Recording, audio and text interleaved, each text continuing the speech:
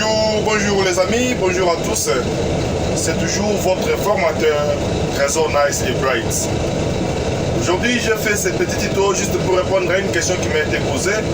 En fait, je vais juste vous expliquer comment s'effectue la réduction ou la rétrograde dans le camion ou sur les camions. Vous voyez, ou la réduction, soit la rétrograde, c'est un processus que vous devez bien apprendre et que vous devez bien respecter pour ne pas cracher de vitesse ou pour ne pas caler les moteurs déjà en marche, soit pour ne pas rater de vitesse et rester sur neutre, manquer ni la vitesse avant ni la vitesse arrière, vous êtes sur neutre, les véhicules entre de rouler, entre de bouger, là vous risquerez de commettre un grave accident. Bon, la réduction, on dit souvent il faut respecter les RPM. RPM, ça veut dire round per minute, c'est en anglais, round per minute. En français, ça veut dire juste tour moteur. Il faut respecter les RPM. Si vous arrivez bien à gérer votre RPM, vous arriverez aussi bien à réduire ou rétrograder vos vitesses sans qu'il y ait des clashs, sans qu'il y ait des manques de vitesse ou des sortes de vitesse. Alors, pour effectuer la réduction, ça dépend des camions autres. Aujourd'hui, je vous parlerai des camions que je suis place ici. C'est les camions MT86, un camion de carrière. Pour faire la réduction, c'est tout simple. Supposons que vous êtes à la 7e vitesse, vous étiez en train d'entamer une montée, soit de prendre une descente à la 7e vitesse. Parlons premier cas sur la montée. C'est la montée, vous êtes à la 7e vitesse, vous attaquez la montée. Vous regardez votre tour moteur. Étant chauffeur, je n'ai pas normalement besoin de regarder les tours moteurs. Juste mes oreilles remplacent mes yeux par rapport au tour moteur. En train d'entendre seulement le régime moteur, je saurai que non, à ce moment-ci, je vais rétrograder. Et si j'attends bien, je respecte bien mon régime moteur, en écoutant, en attendant, je pourrais faire des réductions, des rétrogrades sans même jeter un coup d'œil sur mon tableau de RPM. Alors pour vous qui êtes encore apprenant, s'il vous plaît, je vous conseillerais vraiment, j'insiste, de toujours regarder les tableaux RPM pour ne pas clasher des vitesses. Alors pour ce faire, vous devez faire quoi?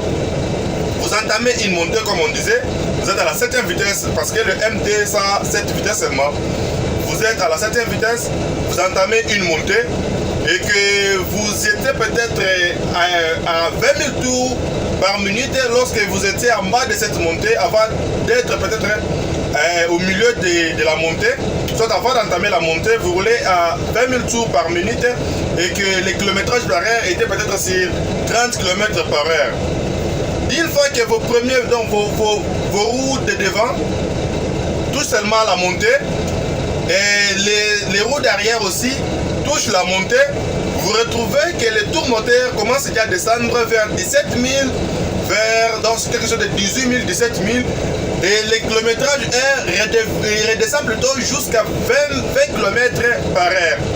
À ce moment-là, vous devez faire la réduction qu'on appelle saut de réduction où il faut sauter de vitesse. Pourquoi?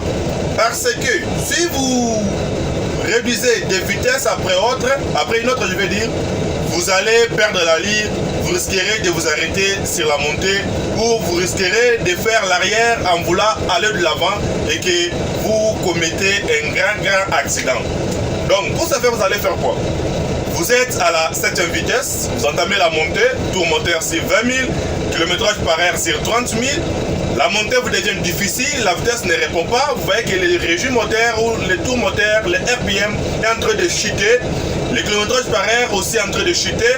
N'attendez pas que les guides de tour moteur atteignent 15 000 tours pour réduire. Non, n'attendez pas là. Parce que si le régime de tour moteur atteint 15 000 tours pour réduire, et que vous réduisez, mes amis, un instant, je fais l'arrière, je fais un peu en tropel, il faut qu'on me charge. On va continuer la vidéo. Là, je suis en train de rentrer, donnez-moi juste quelques instants, on va continuer notre vidéo. Je fais l'arrière vers l'appel, il faut qu'on me charge. Je suis au travail à ce moment-ci, mais je vais juste voulu vous expliquer la rétrograde parce que c'est très important pour nous tous qui sommes en train d'apprendre, pour vous tous qui êtes en train de vous auto-former. Je vous dis vraiment, vous allez devenir des bons chauffeurs si vous vous abonnez à ma chaîne et que vous activez votre cloche de notification parce que chaque samedi, je vais commencer à publier des nouvelles vidéos qui vont aider tout le monde à devenir un bon chauffeur en partant des zéro connaissances. Donc, sans rien même connaître quoi c'est que c'est l'effet de vitesse, moi je vous expliquerai, je vous posterai des vidéos qui vont vous aider à devenir des bons chauffeurs, mes amis. Juste un petit instant, j'arrive au PEL, on va continuer notre explication sur la rétrograde. Soyez seulement là, soyez branchés, soyez connectés. Je fais la manœuvre. Vraiment, l'appel est un peu très loin. C'est comme ça avec nous ici, nous travaillons, nous respectons les normes des CERT. Nous avons CERT ici sur notre compagnie TFM, située à Lubumbashi, sur le site Fungurume ou la ville de Fungurume Mining. C'est là où nous travaillons. Là où nous travaillons, il y a les CERT ici. Si vous ne respectez pas les CERT, donc vous risquerez de perdre votre travail. Il y a des normes qu'on appelle ou des lois de tolérance. Ok, je ne suis pas arrivé, mais je ne me suis pas arrêté parce que l'opérateur est en train d'arranger quelque chose là derrière. On peut continuer avec notre explication. Bon, je disais, vous entamez la montée, vous étiez à la 7e vitesse, le tourmoteur à 20 000 et que les vitesses ou les kilomètres par heure à 30. Vous entamez la montée, une fois juste touché la montée comme ça, vous remarquez que vous avez déjà perdu 3000 tours. Au lieu d'être sur 20 000, vous êtes resté à 17 000. Et que les vitesses dans les kilométrages par heure, vous perdez aussi 10 km par heure. Au lieu de rester sur 30, vous vous retrouvez sur 20 km par heure. Alors, à ce moment-là, mes amis, un petit conseil. Il ne faut pas réduire des 6e pour rétrograder des 7e à la 6e. Non. Vous allez carrément rater la montée et vous allez commettre un accident. Et peut-être vous serez viré de votre société, je ne sais pas. Bon, ça dépendra de vous. Vous voyez? Il faut faire la rétrograde, de faire saut de vitesse. Saut de vitesse. En fait, ça, saut de vitesse, ce n'est pas un terme technique, mais nous-mêmes qui sommes chauffeurs, nous créons aussi nos termes comme ça pour faire comprendre les gens. C'est pas un mot où tout le monde peut comprendre. C'est pas. Ça s'appelle saut de vitesse, rétrograde de saut de vitesse. Je suis à la 7e vitesse. Je vais rétrograder vu que j'ai déjà perdu beaucoup de tours moteurs. J'ai déjà perdu beaucoup de kilométrage air.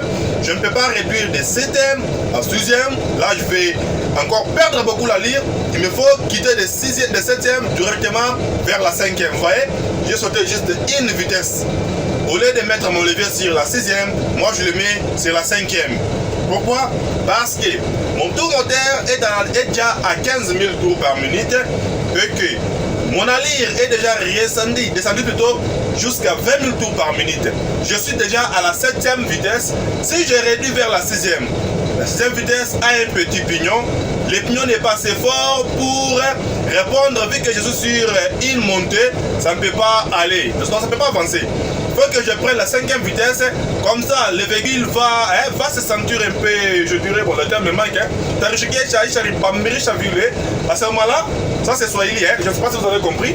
À ce moment-là, vous allez bien avancer avec la 5e vitesse. Une fois que vous êtes sur la montée, vous avancez, et que vous remarquez que votre tour moteur descend encore jusqu'à 17 000, mes amis, il faut directement faire la saut de vitesse.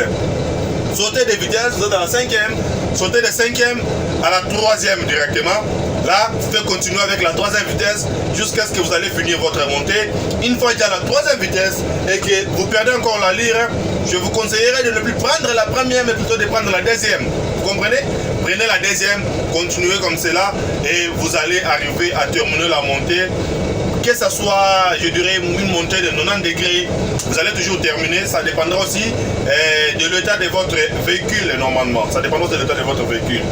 Alors, pour bien vous faire comprendre, si vous réduisez la vitesse ou vous rétrogradez sur un endroit plat, parlons d'un endroit plat, vous allez rétrograder comme ceci. À la 7e, la rétrograde, c'est freiner. Pour rétrograder, normalement, il faut freiner. Vous comprenez? Vous comprenez normalement les normes de la rétrograde. Donc il faut freiner pour rétrograder.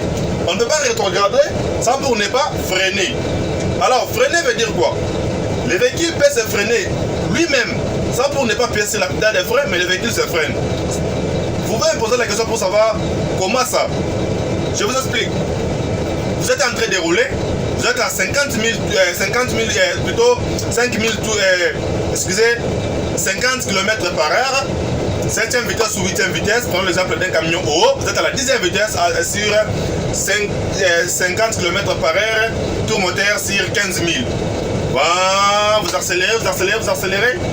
Il arrive un petit temps, vous lâchez la pédale d'accélérateur, vous n'accélérez pas, vous comprenez?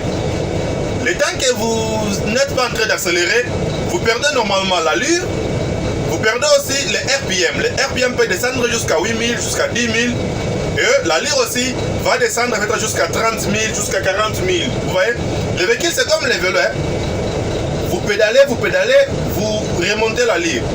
Vous laissez de pédaler, vous pouvez continuer de garder la même allure là pour un temps jusqu'à ce que vous allez perdre l'allure. C'est comme ça avec le véhicule. Quand vous accélérez, l'allure monte. Au fur et à mesure que vous accélérez, vous augmentez aussi l'allure.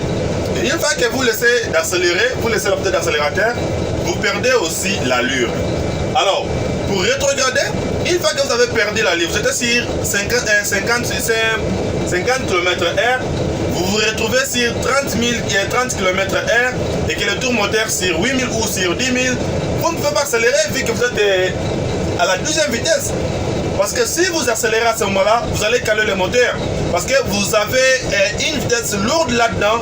Le RPM ne répond pas à cette vitesse. Et l'allure que vous roulez ne répond toujours pas aussi à cette vitesse. Supposez que vous êtes sur un camion haut, 10e vitesse, 8000 tours par minute, 30 km/h. Et que vous voulez accélérer. Qu'est-ce qui va se passer? Vous allez voir la fumée qui va sortir. Peu importe que votre véhicule soit neuf, je veux dire, ou Coca-Cola. Bon, français, Michiou, quand même, on a un chiquet à Dieu, il va m'expliquer. Miko Kongomani. Donc, vous allez faire quoi? Une fois que vous accélérez, vous allez voir une fumée qui va sortir sur votre tuyau d'échappement pour dire que la vitesse là ne répond pas. Ou soit vous allez caler directement les moteurs, le véhicule va s'arrêter automatiquement, la vitesse là va caler les moteurs, vous serez obligé de recommencer tout à zéro. Alors, pour éviter cela, c'est pourquoi on dit qu'il faut réduire, rétrograder. Bien que vous n'avez pas freiné, le fait de lâcher la pédale d'accélérateur ou les pédales d'accélérateur directement, ça crée le frein automatique. Vous comprenez? Alors, je vous disais, pour freiner, pour plutôt rétrograder, il faut toujours freiner. Vous freinez un tout petit peu, vous êtes par exemple à 30 km/h, 20 000 tours par minute, sous une vitesse, vous voulez rétrograder, chers amis, il faut toujours freiner. Vous freinez un tout petit peu, vous freinez, la lyre descend, la lyre descend, le RPM aussi descend, vous réduisez ou vous rétrogradez, vous sortez une vitesse vers une autre, donc de 6e à 5e. Vous accélérez un tout petit peu, dans le sens là. Vous accélérez encore, pour donner la vitesse la lyre et la faire sentir que c'est elle qui est prise.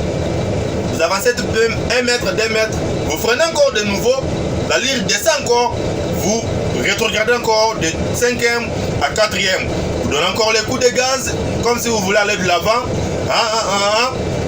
Le tour moteur monte encore vers 17 000, puis vous freinez, ça redescend, vous rétrogradez encore de 5 et de 4e à 3e, ainsi de suite, jusqu'à ce que vous allez arriver au point mort. Bon, là vous avez quand même compris pour la montée, pour la descente, comment rétrograder ou comment changer de vitesse. Quand vous entamez une descente, chers amis, je vous demanderai de vous abonner et d'activer la cloche de notification. Comme ça, à ma prochaine vidéo que je vais publier, je vous expliquerai surtout sur ça. Vous voyez, la vidéo est très longue là, je me limite un peu par là. Comme ça, je vous expliquerai comment faire la réduction ou la rétrograde une fois que vous entamez une descente. En tout cas, merci mes amis. N'oubliez pas de vous abonner, d'activer la cloche de notification pour ne rater aucune de mes prochaines vidéos. C'est toujours votre formateur, Trésor Nice et Bright. Vous savez, moi je suis ici chez TFM, je suis chauffeur, je conduis 3 types de camions, je conduis OO ici, que j'avais effectué le test sur OO, je réussis, Damtrack, donc les remorques là, je conduis le MT86, je conduis le MT50. Donc nous avons deux types d'MT, il y a MT86 et MT50. Moi je conduis les tout, j'ai fait les tests sur les deux véhicules là, j'ai réussi. Et aussi sur OO, j'ai réussi. Ce sont les véhicules que nous avons dans notre compagnie. À la prochaine fois, si peut-être nous trouvons des nouvelles véhicules, des nouvelles marques, plutôt je ferai encore des tests pour avoir ces camions dans mon permis. Comme ça, je posterai des vidéos sur des camions différents. Vous voyez, mon permis est là. Si vous regardez bien mon permis, vous pouvez voir là. Je ne sais pas si vous voyez. En tout cas, ce n'est pas même important. En tout cas, ciao.